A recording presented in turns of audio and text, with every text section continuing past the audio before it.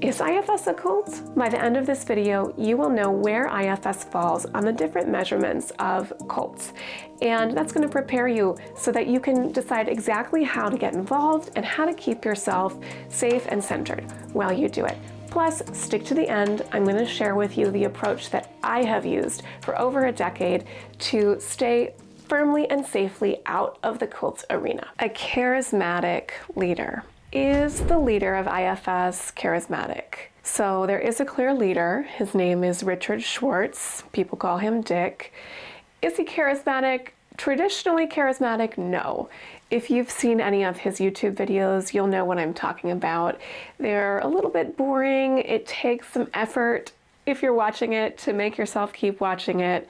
Dick is not exciting. He is not engaging in the traditional way. But if we think of charismatic as someone who inspires others to follow them, someone who promotes a particular view and gets others excited about that, then yeah, Dick is charismatic. He is also very open to criticism, to different opinions. I've personally approached him and said, I disagree with this, and he's been very open to it. He's even developed his thinking based on some of the ideas that he's confronted with. So is the leader of IFS charismatic? Not really.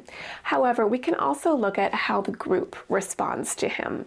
And I will say that in the IFS communities, Dick is spoken about with a certain reverence, almost as if he's all-knowing, as if he could do no wrong. That is sort of dangerous territory, because what it means is it sets up people who want to get involved with IFS with a mindset that we each cannot find out our answers for ourselves, but we must go to the source, and that source is the leader. Also look at how the other leaders behave within this community. Has there ever been a leader who's behaved more like a cult leader, not being open to criticism, trying to push only one view and push themselves as being all-knowing? Yeah, it's happened. Is that something that can happen in any group, even if it's not cult-like? It is. For the charismatic leader, I'm going to give IFS a B-. Point 2, a cult is going to have some framework for viewing the world that is so comprehensive. Its followers get excited about it, its followers think they understand how everything fits together, and this is going to be something that's kind of extreme. So it'll either be on one side very idealistic or on the other side very apocalyptic.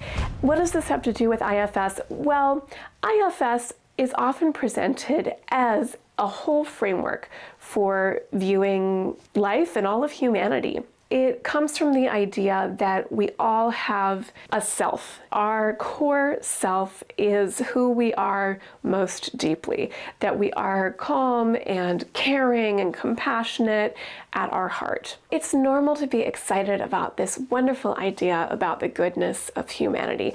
I would say it's also missing half of the picture, that humanity is deeply good and humanity has the deep potential for much worse things. And that's inherent to who we are. Nevertheless, IFS looks at the all-light approach. This can result in people trying to cultivate being in self-energy all the time. And when people do this, they tend to all act the same. And this gets into the automaton kind of all uniform sort of behavior we see when people are cult following. And the kind of ironic thing is that when there are groups of IFSers who get together, this can creep up and people start behaving in this very bland, overly accepting, overly positive sort of way. Really a caricature, in my opinion, of the idea of the Buddha. I'm going to jump in here with a hint that it's a myth that self is this all-compassionate quality. And you can check out my video on the missing link about IFS to learn more about that. When I am in groups of people who are trying to be like self, I can't stand it. It makes my skin crawl. I find it very inauthentic. I also find it insulting to who we are as humans, because we are not all one thing. And so on this spectrum of an idealistic vision, where does IFS land with that? I'm going to give it a C. Metric number 3 is a cult will require a big investment of time, energy, and money in order to participate. If you are doing IFS therapy, the good news here is IFS is no different from any other form of therapy. There are therapists who are very inexpensive. There are those who are very expensive. The money you put in will just be up to who you choose to work with. And same with how long you do it. There's no code saying you must do a certain number of sessions. It's up to you how much you invest in this approach. If you want to get really involved in IFS and get trained, the great news is the training is not very time intensive.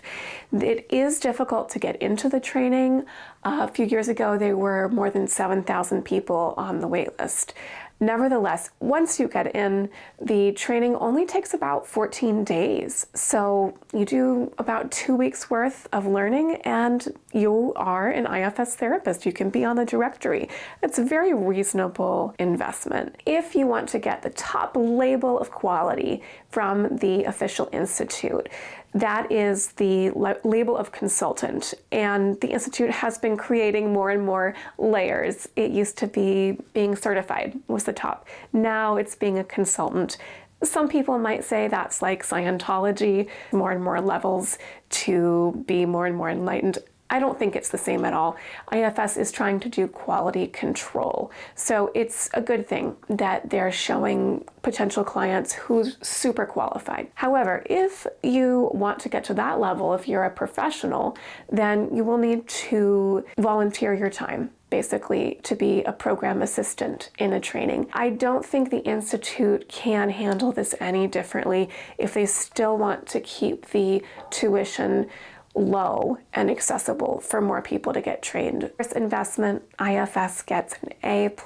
We're at the 4th measurement, which might be the most important. It is groupthink and hierarchy. Because a cult wants to perpetuate itself, it wants to hold on to its power, it is going to discourage independence from its members, and it's going to encourage collective thinking. So how does IFS stack up around this?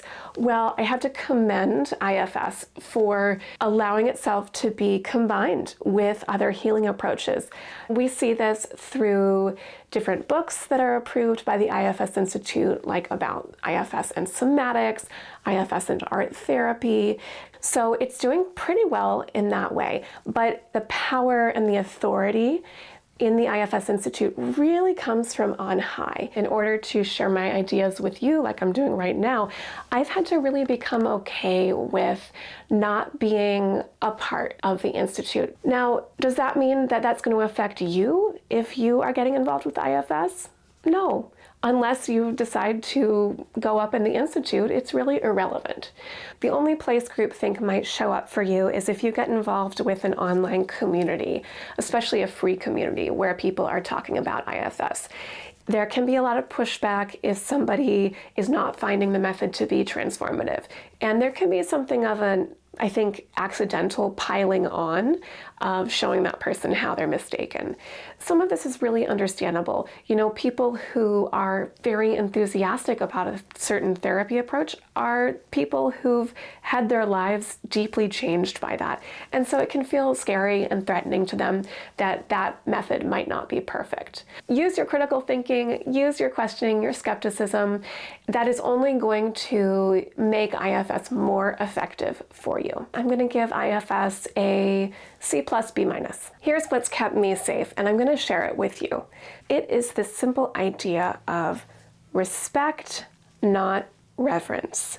So we get to hold IFS as an amazing tool, and we don't have to hold it as the answer to everything. I encourage you, I support you if others don't like or feel uncomfortable with your independent thinking.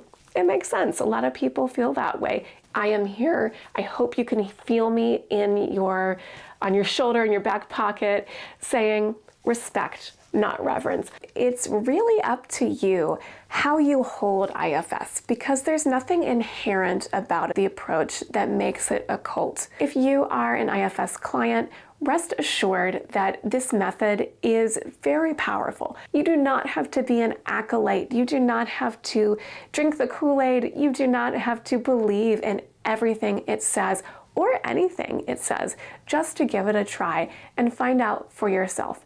And that's the only way you can really know if it works for you, is to try it. What score would you give IFS in the cult category?